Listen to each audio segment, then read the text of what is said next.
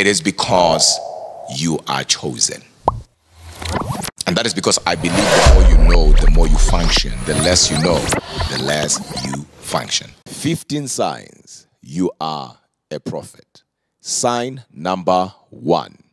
God reveals things to you.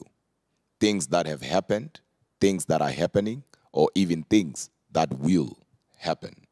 Amos 3 verse 7 declares, surely the Lord does nothing unless he reveals it to his servant, the prophet. Sign number 2.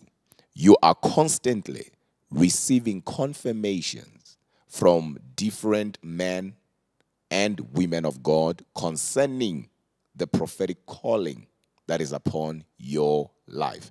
Every time you see a prophet or a prophetess, they always tell you that you are called to be a prophet. Amos 7:14 declares, I was not a prophet, neither a son of a prophet, but I was a herdsman, a gatherer of sycamore fruit. But the Lord called me to be his prophet.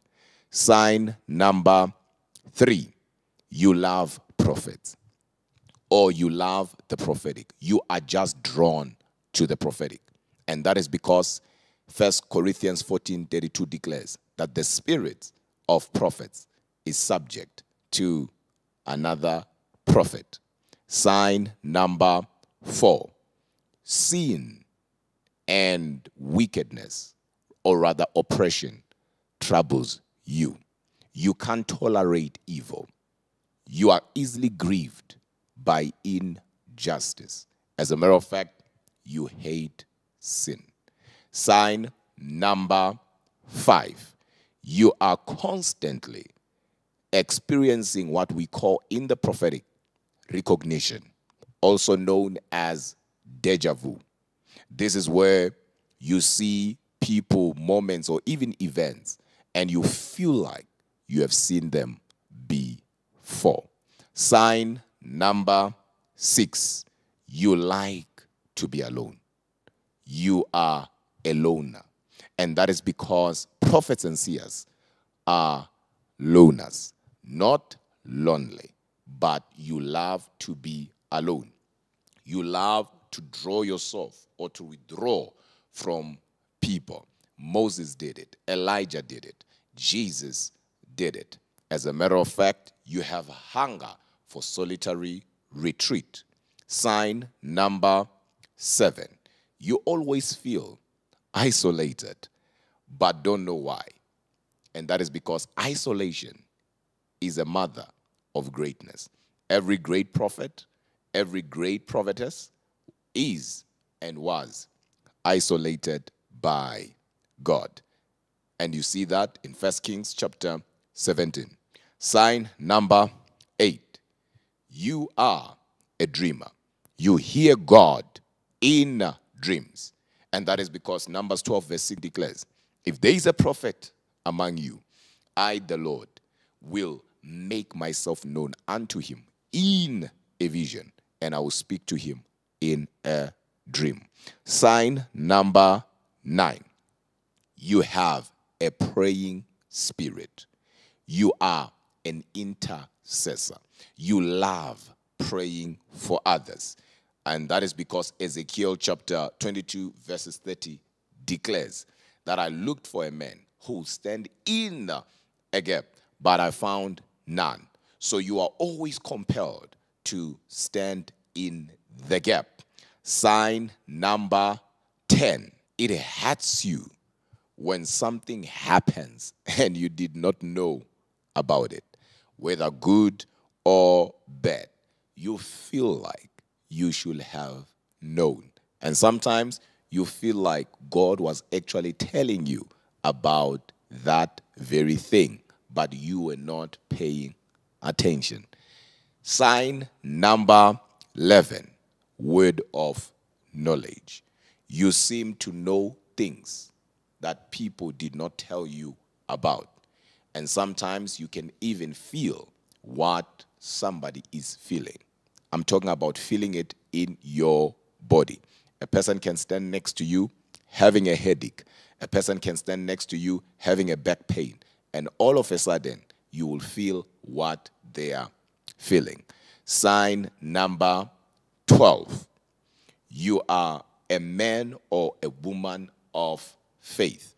And that is because Romans 12 verse 6 declares that as we prophesy in and by faith. So you are a man or a woman of faith. Where others are seeing a dead end, you are seeing a breakthrough. Where others are not seeing a way out, you are actually seeing a way out. Sign number 13. You believe in miracles. You believe in the impossible. You actually believe that anything is possible. Sign number 14. This is very powerful, and please pay attention to this. You can easily shift from confidence to fear. Not because God has given you the spirit of fear, but because God is reminding you that you are still human. And we see that in the book of Samuel, when Samuel himself, according to the Bible, said, none of his words ever fell down to the ground. When Israel rejected Samuel, God said to Samuel, they did not just reject you, but they rejected me. But the same Samuel, when God told him, go and anoint David, he said what? I am afraid. I am afraid of Saul. And not only that, we see also Elijah, who in the book of 1 Kings chapter 18, and you read verses 37, he called fire from heaven when he challenged the prophets of Baal. He went straight to Ahab and commanded him to return Israel back to God. But the same Elijah runs away from Jezebel. I mean, he called fire. I mean, he was so powerful. Why?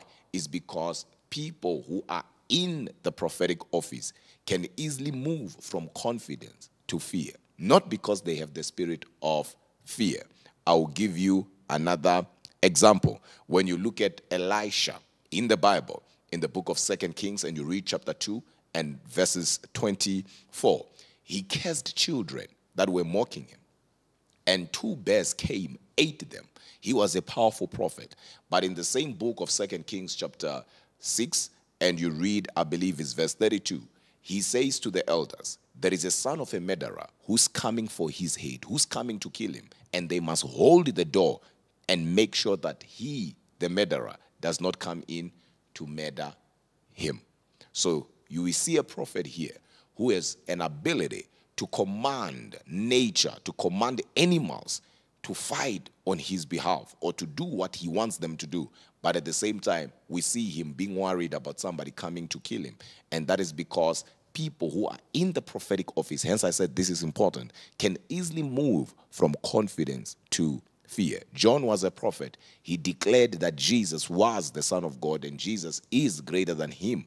But when he was now in prison, he sent his disciples to ask if Jesus is really the Messiah. And that was because he expected Jesus to come and deliver him from prison. So he was once confident that Jesus was and is the Son of God. But when he was now in prison, he was shaken. Sign number 15. Your predictions come to pass. Each time you say something, it comes to pass. Each time you declare something, it comes to pass. 2 Kings chapter 4, we see Elisha talking to a woman, telling her that next year, according to the time of life, she will be having a child. And the Bible declares that it was so according to the word of Elisha. So he spoke and it came to pass, just as he had predicted. I know I had said 15 signs, but I will give you one more. Sign number 16. You are always pushed to talk. You are not a pretender. You are not somebody who compromises. When something is happening and it is not right, your spirit will push you to talk. And sometimes you will try your best to avoid saying a word, but you'll find yourself involved. And not because you want to be involved, but because you are pushed to talk or to address a matter. Sign number 17. You prove things with power. Remember Elijah? When he challenged the prophets of Baal, he said, we will see today who God is, who the real God is. And he went further and said, the one who shall answer by fire. Prophets love proving things with power.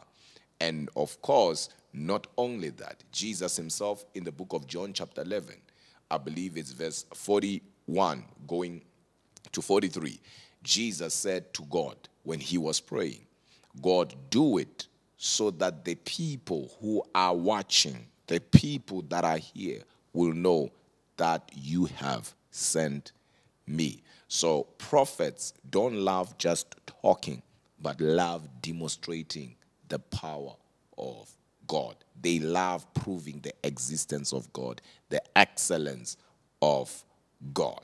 Sign number 18. You delight in God's burden. Sign number 19.